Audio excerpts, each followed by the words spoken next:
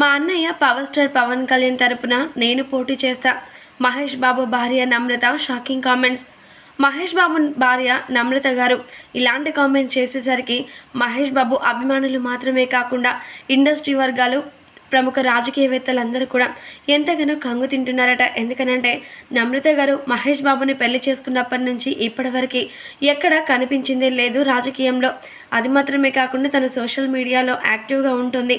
ఇక అలాంటి యాక్టివ్నెస్ కేవలం ఆమె సినీ ఇండస్ట్రీ వర్గాల పరంగా, అలాగే తన సొంత వ్యక్తిగతంగా పరంగా మాత్రమే ఉంటుంది. కానీ ఎప్పుడు రాజకీయ విషయాల గురించి ఎక్కడ చర్చించలేదు.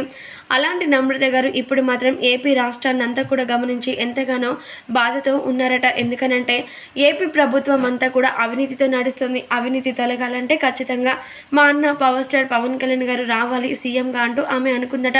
అందుకోసమని జనసేనాని చేస్తున్నటువంటి ప్రతి ఒక్క పనిని, ఆయన సేవా కార్యక్రమాలని, ఆయన నిబంధనలన్నీ కూడా గమనించినటువంటి నమ్రత కొన్ని కీలకమైన వ్యాఖ్యలు చేసిందట మీడియా పరంగా. మరి ఆమె మాట్లాడుతూ, పవర్ స్టార్ పవన్ కళ్యాణ్ గారు సినిమా రంగంలో ఎంతమంది అభిమానుల మనసులను దోచుకున్నారో అందరికీ తెలిసిందే.